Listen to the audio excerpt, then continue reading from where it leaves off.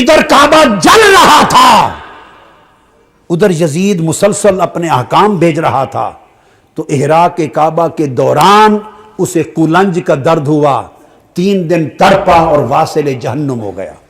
3 دن کے لیے حلال کر دیا، جو چاہو کرو، یہاں جسے چاہو مارو، جسے چاہو لوٹو، جس کا گھر چاہو برباد کرو، جس عورت کو چاہو ریپ کرو۔ ڈرا تو اس کمبخت نے تو 3 دن مدینے کو حلال کر دیا۔ مسجد نبوی میں اذان معطل کر دی، اقامت معطل کر دی، نماز معطل کر دی، 3 دن مصطفیٰ کے مزار پر اذان نہیں ہوئی۔ مسجد 1002 شیزائیں ان بدکاروں کی بدکاریوں کی وجہ سے کنواری حالت کے اندر حاملہ ہوئی، 3 دن تک مدینے کا حرم انہوں نے پامال کیا۔ صحابہ قتل ہوئے، مسجد نبی میں گھوڑے باندھے گئے۔ اس کے بعد واقعہ ہرہ بھی ہوا، جو واقعہ کربلا سے بھی بعض اعتبارات سے زیادہ بھیانک اور زیادہ گھناؤنا واقعہ بنو امیہ کی تاریخ ہے، جس کو لوگ جانتے ہی نہیں۔ مدینے کے کچھ لوگوں نے بغاوت کی اور انہوں نے اس کے خلاف فوج بھیجی، اور فوج کو جب مدینہ فتح کر لیا، 3 دن کے لیے حلال کر دیا، جو چاہو کرو، یہاں جسے چاہو مارو، جسے چاہو لوٹو، جس کا گھر چاہو برباد کرو، جس عورت کو چاہو ریپ کرو۔ اور یہ مدینہ النبی کے اندر ہوا، تو کاٹ کھانے والی ملوکیت کے اندر۔ اور مارکہ کربلا کے بعد جب اہل مدینہ نے یزید کی بیعت توڑ دی، کل کتب حدیث سیر اور تاریخ میں درج ہے، تو اس نے مدینہ پر حملہ کیا، 10,000 اہل مدینہ شہید کرائے، 700 جلیل القدر صحابی شہید کرائے۔ یزید کے لشکر نے حضرت ابو سعید خدری نابینا ہو گئے تھے، ان کی داڑھی پکڑ کے تھپڑ مارے۔ مسجد نبوی میں اذان معطل کر دی، اقامت معطل کر دی، نماز معطل کر دی، 3 دن مصطفیٰ کے مزار پر اذان نہیں ہوئی، مسجد نبوی میں اذان نہیں ہوئی۔ اور ہر کتاب میں، البدایہ والنہایہ میں، تاریخ طبری نے، تاریخ الخلفاء میں، ابن اسیر میں، تاریخ خلدون میں، تاریخ ذہبی میں، ہر سیرت کی اور تاریخ کی کتاب میں درج ہے۔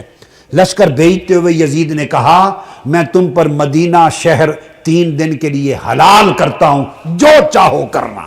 پھر بھی جنت رہی؟ کون سی جنت ہے تمہاری؟ مذاق ہے۔ اگر تو جنت مصطفیٰ کی ہے اور بانٹنے والے اس کے حسن اور حسین ہیں اور فاطمۃ الزہرا ہے، پھر اس جنت کی بات کرتے ہو؟ جس نے 3 دن روضہ رسول پر خچر باندھے، یزید کی فوج نے اونٹ باندھے، 3 دن حضور کی مسجد نبوی میں اذان نہ ہوئی، حضرت سعید بن مسیب رضی اللہ تعالیٰ عنہ دوڑ کے گھر نہ جا سکے، فوجی گھسائے اندر، وہ منبر کے نیچے چھپ گئے۔ حضرت سعید بن مسیب تابعی، وہ کہتے ہیں خدا کی قسم 3 دن تک حضور کی قبر انور کے پاس میں چھپا رہا، چونکہ اذانیں تو ہوتی نہیں تھی، نماز بند تھی، خچر گھوڑے باندھ دیے تھے، تو نماز کے وقت کا مجھے پتہ چلتا تھا، قبر مصطفیٰ سے اذان کی آواز آتی تھی۔ اس نے ادھر مارکہ کربلا بپا کیا اور تاجدار کائنات کو تڑپایا، ادھر شہر مدینہ میں خون عام کیا اور حضور کی قبر انور اور مسجد نبوی کو ویران کیا۔ اور پھر اس کے بعد اس نے لشکر بدلا اور مکہ پر حملہ کیا، مکہ پر، اور منجنیق کے ذریعے پتھروں سے بارش کی اور خانہ کعبہ کا غلاف اور خانہ کعبہ کی چھت اور کعبہ جلا دیا۔ ادھر کعبہ جل رہا تھا، ادھر یزید مسلسل اپنے احکام بھیج رہا تھا، تو احراق کعبہ کے دوران اسے قولنج کا درد ہوا، 3 دن تڑپا اور واصل جہنم ہو گیا۔ کعبہ جلانے کے عمل کے دوران مر گیا، اس کو تو توبہ بھی نصیب نہیں ہوئی، کرتا بھی تو قبول نہ تھی۔ یہ اس کے کارنامے ہیں۔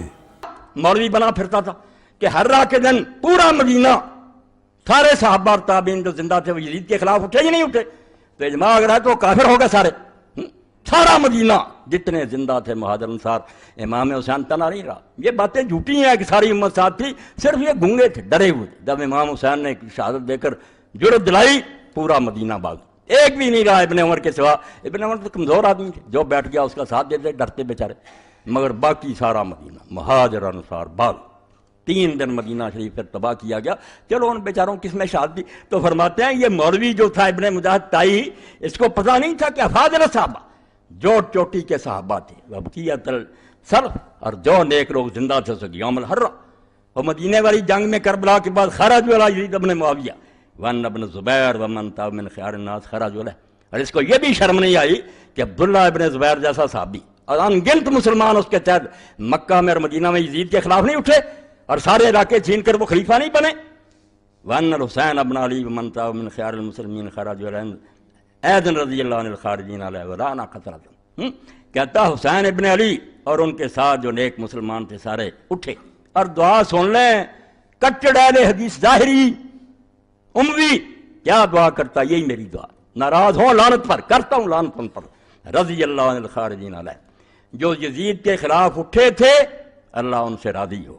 ولانا قتلتہم، اور جنہوں نے ان کو قتل کیا نیک لوگوں کو اللہ کی ان پر لعنت. وہ سارے حکومت کے عاملین ان پر اللہ کی لعنت. وان الحسن البصری وکابر التابعین خرج علی الحجاج بسیوف. اور اس کے بعد کہتا 4000 قرآن کا عالم جو ساری دنیا میں تھا قراء، وہ سارے قرآن کو ماننے والے میدان میں آئے کہ نہیں. قراء کا جنگ حجاج بن یوسف کے خلاف تلواریں لے کر نہیں آئے سعید بن جبیر جیسے. آترا ہؤلاء کفر. وہ کہتا ابن مجاہد تائی جو فتویٰ دیتا کیا یہ سارے کافر ہو گئے؟ اگر اجماع تھا تو یہ سارے صحابہ اور تابعین کافر ہیں. بل واللہ من کفرہم فہو احق بالکفر منہم، بلکہ اللہ کی قسم جو ان کو کافر کہتا ہے وہ زیادہ لائق ہے کہ اس بدماش کو کافر کہا جائے. کافر تو ہے، وہ نہیں تھی. والامری لو کان اختلاف نے یخفی علی ذر نہ ہو. اور کہتے ہیں اگر کوئی ایسا اختلاف ہوتا کہ وہ چھپا ہوا ہوتا پھر بھی ہم معذور سمجھتے کہ اس بیوقوف کو علم نہیں ہوا. مگر یہ تو آسمان کے سورج کی طرح پتہ کہ مدینہ سارا اور مکہ اور مصر و شام سارے خلاف اٹھے تھے ان کے. ولکن مشہور یعرف اکثر من فی الاسواق والمقدرات فی خضورہن الاشتہار. مگر یہ تو ایسا مسئلہ ہے جو مشہور ہے جس کو بازاروں میں گھومنے والے بچے عورتیں بھی جانتے ہیں کہ مدینہ اٹھا تھا، حسین اٹھے تھے، تابعین اٹھے تھے، اور پردوں میں چھپی ہوئی عورتیں بھی جانتی ہیں کہ ایسا ہوا تھا. یزید کا صرف یہی بد کرداری کا مرحلہ نہیں تھا.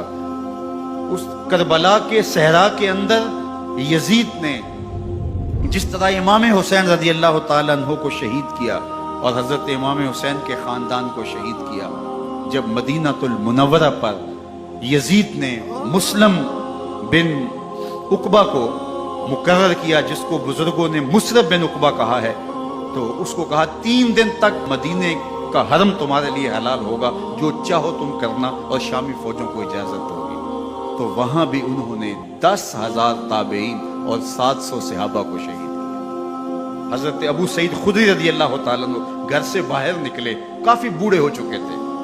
تو انہوں نے حضرت ابو سعید خدری کو پکڑ لیا. کہا تم کون ہو؟ کہا مجھے ابو سعید خدری کہتے ہیں. تو کہا ہاں تمہارا نام سنا ہے، اور داڑھی سے پکڑ کے کھینچا اور کہا کہ ہے تمہارے پاس جو ہمیں دو. تو کہا کہ میرے پاس تو کچھ بھی نہیں، میں تو فقیر آدمی. تو ان کے گھر ان کو لے گئے. تو 2 کبوتر رکھے تھے حضرت ابو سعید خدری نے، تو وہ کبوتر لوٹ کے لے گئے. تو ایک خاتون کے ابھی بچہ پیدا ہوا تھا، اور قابلہ نے، دائیا نے وہ بچہ ماں کی چھاتی پہ لٹایا، اور وہ ماں کا پہلا دودھ پی رہا تھا. تو یہ جا کے کہنے لگے نکالو تمہارے پاس جو کچھ ہے، جو کچھ ہے وہ ہمیں دو، ورنہ تیرے بچے کو نہیں چھوڑیں گے. تو ماں بچے سے مخاطب ہو کے کہتی ہے، ابھی بچہ پیدا ہوا ہے اور ماں سے پہلا دودھ پی رہا ہے، کہ بیٹے اگر میرے پاس کچھ ہوتا، وہ قیمتی سے قیمتی چیز بھی ہوتی، تیری جان کے لیے قربان کرتی، لیکن اس وقت میرے پاس کچھ ہے نہیں. تو ایک شکی آگے بڑھا اور بچے کو ایک ٹانگ سے پکڑ کے کھینچ کے دیوار کے ساتھ پٹک کے مارا، جس سے دماغ کا بھیجا نکل گیا. کیا کیا زیادتیاں نہیں کی. 700 صحابہ حرہ کے واقعہ میں شہید کیے یزید نے، اور 10,000 تابعین شہید کیے. مسجد نبوی میں ممبر رسول کے ساتھ گھوڑے باندھے، اور وہ ممبر رسول اور مصلی رسول کے قریب لید کرتے رہے. 3 دن تک مسجد نبوی کے اندر گھوڑے بندے رہے، اور مدینہ کی حرمت پامال کی. مدینہ کے گھروں کے اندر یہ بد کماش داخل ہوئے، اور جو بدکاریاں انہوں نے کی کلیجہ منہ کو آتا ہے. 1002 شیزائیں ان بدکاروں کی بدکاریوں کی وجہ سے کنواری حالت کے اندر حاملہ ہوئی. 3 دن تک مدینے کا حرم انہوں نے پامال کیا، اور پھر مکہ المکرمہ میں کعبۃ اللہ پر گولے برسائے اور کعبہ کا غلاف جل گیا. وہ تو اس پمفلٹ کے اندر بھی کور کیا ہے کہ 3 اس کے سیاہ کارنامے جو بڑے بڑے ہیں نا، جو تاریخ کی کتابوں میں نہیں، بخاری مسلم کے اندر رپورٹ ہوئے ہیں۔ پہلا، خانہ کعبہ کے اوپر حملہ عبداللہ بن زبیر کو شہید کرنے کے لیے، کامیاب تو نہیں ہوا، بعد میں وہ شہید ہوئے عبد الملک بن مروان کے دور کے اندر، لیکن یہ غلاف کعبہ کا شہید ہونا یزید ابن معاویہ کے دور کے اندر خانہ کعبے پہ حملہ کر کے اس کی حرمت کو پامال کرنا، یہ صحیح مسلم میں حدیث موجود ہے 3245 نمبر۔ دوسرا واقعہ ہرہ، کیونکہ جب سیدنا حسین شہید کر دیے گئے تو اہل مدینہ نے بیعت یزید کی توڑ دی، انہوں نے کہا اب کون سا خیر باقی رہ گیا، تو اس کے ریونج میں یزید نے چڑھائی کر دی مدینے کے اوپر۔ جو یہ کہتے ہیں جی وہ یہ تاریخی باتیں ہیں جی 600 صحابیات جو ہیں وہ نعوذ باللہ ان کے ساتھ بدکاری ہوئی اور صحابہ قتل ہوئے، مسجد نبی میں گھوڑے باندھے گئے، اس کو تو چھوڑ دیں سر، آپ انکار کریں واقعہ ہرہ ہوا ہی نہیں ہے، پھر ہم آپ کو کہیں گے بخاری مسلم میں واقعہ ہرہ موجود ہے، ٹھیک ہے۔ بخاری میں یہ حدیث 2601 299 4024 4906، مسلم 3339 3319 3323 سے جو ہے ٹیٹرا 3 تک، جس میں یعنی اہل مدینہ سے ریلیٹڈ احادیث بھی موجود ہیں کہ جو اہل مدینہ کو ڈرائے گا دھمکائے گا اس پہ اللہ کی لعنت، اللہ کے فرشتوں کی لعنت، تمام لعنت کرنے والوں کی لعنت، جو مدینے میں بدعت جاری کرے گا اس پہ اللہ کی لعنت، اللہ کے فرشتوں کی لعنت، تمام لعنت کرنے والوں کی لعنت، اللہ تعالیٰ نہ اس کو کوئی فرض قبول کرے گا قیامت والے دن، نہ کوئی نفل قبول کرے گا۔ واقعہ ہرہ کا ذکر موجود ہے، یزید نے قتل عام کیا، اور یہ واقعہ ہرہ اتنا سینسٹیو واقعہ ہے کہ اس کے اوپر پردہ ڈالا نہیں جا سکتا۔ کہتے ہیں سلف کا فہم یہی وہ واقعہ ہے جس کی وجہ سے امام احمد بن حنبل نے یزید کے اوپر بڑے سخت کامنٹس کیے تھے، کیونکہ اس میں تو کئی صحابہ شہید ہوئے۔ وہی ابن جوزی کی کتاب کے اندر پوری سند کے ساتھ امام ابن جوزی نے الرد علی المتعصب العنید المانع من ذم یزید میں احمد بن حنبل کا قول نقل کیا، اور شیخ زبیر لزئی رحمہ اللہ تعالیٰ نے اسی کتاب سے حوالہ لیا ہے، بلکہ میری ویڈیو میں انہوں نے 1 to 1 مجھے پڑھ کے بھی بتایا تھا، اس وقت صرف عربی میں کتاب تھی۔ ابن جوزی نے اس کتاب میں نقل کیا ہے کہ امام اہل سنت احمد بن حنبل المتوفی 241 ہجری نے اپنے شاگرد سے فرمایا، ابن یحییٰ کو، جب اس نے یزید ابن معاویہ کے بارے میں پوچھا تو احمد بن حنبل کہنے لگے یزید وہی ہے جس نے مدینے والوں کے ساتھ وہ کرتوت کیے جو اس نے کیے۔ میں نے پوچھا اس نے کیا کیا؟ فرمایا اس نے مدینے کو لوٹا۔ میں نے پوچھا کیا ہم یزید سے کوئی حدیث لے سکتے ہیں؟ فرمایا یزید سے حدیث مت بیان کرو، اور کسی کے لیے جائز نہیں کہ وہ یزید سے کوئی ایک حدیث بھی بیان کرے۔ میں نے پوچھا جب یزید نے یہ سب حرکتیں کی تھی تو اس کا ساتھ کس نے دیا تھا؟ تو انہوں نے فرمایا اہل شام نے۔ یہ کہتے ہیں جی کوفی تھے حضرت حسین کو شہید کرنے والے۔ بھئی وہ کوفہ کے اگر الفاظ بخاری میں آتے ہیں کہ عبداللہ بن عمر نے کہا کہ جب ان سے مکھی اور مچھر کا مسئلہ پوچھا گیا، ان کا تم لوگ یہ بات کرتے ہو، تم نے تو حسین ابن علی کو شہید کر دیا جن کے بارے میں نے نبی علیہ السلام سے خود سنا تھا کہ حسن و حسین دنیا میں میرے 2 پھول ہیں، بخاری میں حدیث ہے۔ وہ کہتے ہیں وہ کوفیوں کو، انہوں نے کہا سر ظاہر ہے کہ کوفی انڈر کس کے تھے؟ آج اگر کوئی کہتا ہے پنجاب پولیس تو گورنمنٹ آف پاکستان کے انڈر ہے نا، یہ تو نہیں کہا جائے گا کہ پنجاب پولیس کا پرائم منسٹر سے کوئی تعلق نہیں ہے۔ تو کوفہ ایک صوبہ تھا شام کا، تو ڈائریکٹ عبید اللہ ابن زیاد کو گورنر کس نے لگایا ہوا تھا؟ یزید ابن معاویہ نے۔ کہتے ہیں نہیں وہ پتہ ہی نہیں چلا جی، وہ بس مار دیا، بعد میں یزید بہت پچھتایا۔ اچھا جی پچھتایا، پھر اس نے عبید کو قتل کروا دیا قصاصاً، اس کو گورنری سے ہٹا دیا؟ نہیں۔ اور یہ تو بخاری کے اندر ہے، یہ تیسرا سیاہ کارنامہ جو قتل حسین والا ہے، کربلا کا ذکر کہتے ہیں جی بتائیں تو یہ بخاری کے اندر 3748 نمبر حدیث جس میں حسین علیہ السلام برأس الحسین امام بخاری نے لکھا ہے، جو انہوں نے عربی میں رکھا اور اردو سے ترجمے سے ہی نکال دیا۔ اسلام 360 میں بھی عربی میں لکھا ہے حسین علیہ السلام، اردو میں رضی اللہ عنہ کر دیا۔ سننا.com پہ لکھا ہے علیہ السلام عربی میں، اردو میں رضی اللہ عنہ کر دیا۔ تو یہ بخاری میں کربلا کا ذکر اس حوالے سے موجود ہے، ترمذی میں بھی ہے، ترمذی میں 3778 ہے کہ جب حسین ابن علی کا سر کاٹ کر عبید اللہ ابن زیاد کے سامنے تشت میں لایا گیا، اعوذ باللہ تعالی، اللہ کی لعنت ہو، تمام فرشتوں کی لعنت، تمام لعنت کرنے والوں کی لعنت جن لوگوں نے حسین ابن علی کے ساتھ یہ سب کچھ کیا، آمین۔ اور دیکھیں ہمارے وہ اہل حدیث حضرات یہ حدیث لکھ کے نیچے شرح کیا کر رہے ہیں، اس حدیث کے الفاظ سنیں کیا ہیں کہ جی جب سر کاٹ کے رکھا گیا تو وہ چھڑی سے قریدنے لگا، تو انس ابن مالک وہاں تھے، انہوں نے کہا جب اس نے حسن میں کوئی بات کی تو انس بن مالک نے کہا کہ حسین ابن علی سب سے زیادہ نبی علیہ السلام کے ہم شکل تھے، اور اس میں الفاظ ہیں کہ اس وقت حسین کی داڑھی اور سر کے بالوں میں وسما کی بوٹی سے رنگا ہوا تھا، کالے رنگ سے۔ ظاہر حضور علیہ السلام کی بھی داڑھی وفات تک کالی رہی ہے، تو حضرت حسین کی تو نہیں رہی، وہ رنگتے تھے۔ اس کی شرح اہل حدیث نے نیچے کی ہے کہ یہ وسما ایک بوٹی ہے جو بالکل کالا تو نہیں کرتی، ڈارک براؤن کرتی ہے، حالانکہ یہ بھی غلط لکھا ہے، وہ کالا کرتی ہے۔ یہ شرح ہوئی ہے، اور جو اوپر اتنی بڑی بات لکھی ہے کہ حسین کا سر کاٹا گیا، چھڑیے ماں وہ چھوڑیے، اے شرح پیوں دیجیے، اینو شرح کہنا چاہیے، تاہی تو اڑے اللہ نے سانو چھاڑ دیتا ہے نا، سامو اے شرح ہو رہی ہے اس حدیث دی۔ اچھا جی، یہ جو حدیث ہے نا جی بخاری کی، اس میں کربلا کا ذکر ہو گیا۔ اسی طریقے سے بخاری میں اور مسلم میں ایک حدیث ہے کہ جب امام سجاد جو ہے، امام زین العابدین شام سے واپس آئے مدینہ شریف، تو مسور بن مخرمہ کہتے ہیں، میں ان کی خدمت میں حاضر ہوا اور کہا کہ آپ کے پاس جو رسول اللہ کی تلوار ہے، جو نبی علیہ السلام کے بعد حضرت علی کے پاس آئی، پھر مولا حسن کے پاس، پھر حسین علیہ السلام کے پاس، کربلا میں حضرت حسین وہ تلوار پکڑے ہوئے تھے، تو یہ تلوار آپ مجھے دے دیں، مجھے شک ہے کہ یہ لوگ آپ سے چھین لیں گے۔ کون؟ بریلوی دیوبندی اہل حدیث شیعہ بنو امیہ، میں اپنی جان سے بڑھ کے اس کی حفاظت کروں گا، بل وہ امام زین العابدین نے ان کو نہیں دیا۔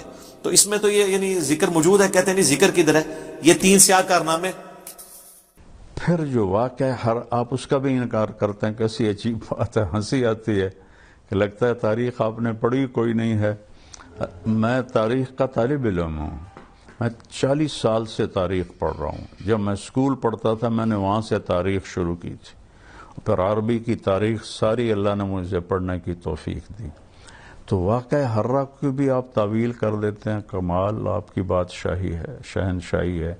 اہل مدینہ کو یا اللہ جو تنگ کرے اس کو اس طرح ختم کر دے جیسے پانی میں نمک گھل کے ختم ہو جاتا ہے، اور جو ان کو ڈرائے اس کو تو ڈرا۔ تو اس کمبخت نے تو 3 دن مدینے کو حلال کر دیا۔ اور مسلم بن عقبہ مرری، اس خبیث نے صحابہ کی اولاد کو قتل کیا، صحابہ کو قتل کیا۔ ساری بڑی کہ اس واقع حرہ تو ابو مخنف نے بیان نہیں کیا، واقع حرہ تو لوط بن یحییٰ نے بیان نہیں کیا، واقع حرہ تو محدثین نے، مورخین نے بیان کیا۔ آپ اس میں بھی ڈنڈی مار جاتے ہیں اور تعویل کر جاتے ہیں۔ کتنے بڑے صحابہ اس نے قتل کیے اور کتنے صحابہ کی اولاد قتل۔ آج تک وہاں جنت البقیع میں حرہ کے شہداء کی جگہ بنی پڑی ہے، جو صدیوں سے اس بات کا ثبوت دے رہی ہے۔ باقی جو مزاج یار میں آئے اس کو تو میں نہیں روک سکتا۔ اور مسلم بن عقبہ مرری، یہ خبیث بوڑھا تھا، جب یہ مدینہ سے نکلا، مکے پر کیا حکم تھا یزید صاحب کا کہ پہلے مدینے کو تاراج کرو، 3 دن حلال ہے، پھر مکے کو جا کے برباد کرو۔ یہ ہیں آپ کے آئیڈیل ہر دل عزیز یزید۔ ہم آپ تو پنجابی لوگ ہیں، عمر بن عبدالعزیز تو بنو امیہ میں سے تھے، ان کے سامنے کسی نے یزید کو امیر المومنین کہا تو عمر بن عبدالعزیز نے وہیں کھڑے اس کو 20 کوڑے لگوائے کہ ایک ظالم کو تو امیر المومنین کہتا ہے۔ تو جب وہ مدینہ سے نکلا تو ذوالحلیفہ جا کے مر گیا، اور اس کے آخری الفاظ تھے کہ یا اللہ، کلمے کے بعد میرے پاس بخشش کا سب سے بڑا عمل مدینے والوں کا قتل ہے۔ یہ اس خبیث کے الفاظ تھے۔ وہ مر گیا، انہوں نے وہاں دفن کیا حسین بن نمیر، حسین سعد کے ساتھ۔ بن نمیر کو امیر بنا کے یہ عبداللہ بن زبیر کے ساتھ لڑائی کے لیے چل پڑے۔ حضرت حنظلہ رضی اللہ عنہ کے بیٹے جو غسیل الملائکہ ہیں، ان کے بیٹے عبداللہ بن حنظلہ کو مسلم بن عقبہ نے قتل کروایا تھا۔ تو ان کی باندی نے مدینے والوں سے کہا کہ میں نے یہ منت مانی تھی کہ اگر اللہ مجھے اس کی لاش پہ قابو دے گا تو میں اس کو سولی پہ لٹکاؤں گی، تم سب چلو میرے ساتھ اور اس کی لاش نکال کے سولی پہ لٹکاؤ۔ اب البدایہ والنہایہ میں آپ اس کو پڑھ لیں گے، تفصیل موجود ہے۔ مدینہ تو پہلے ہی رو رہا تھا، سارے پہنچے، اور اس کی قبر کی کھدائی شروع کی. جو ہی مٹی ہٹا کے صاف کی تو اس کی میت زمین پر تھی اور یہاں سے لے کر قبر کے کناروں تک اس کی قبر انگاروں سے بھری ہوئی تھی، اور اس میں اس طرح پڑا ہوا تھا جیسے آگ کے اندر لوہے کی سلاخ سرخ ہو کر پڑی ہوتی ہے. یہ اس کا انجام ہوا.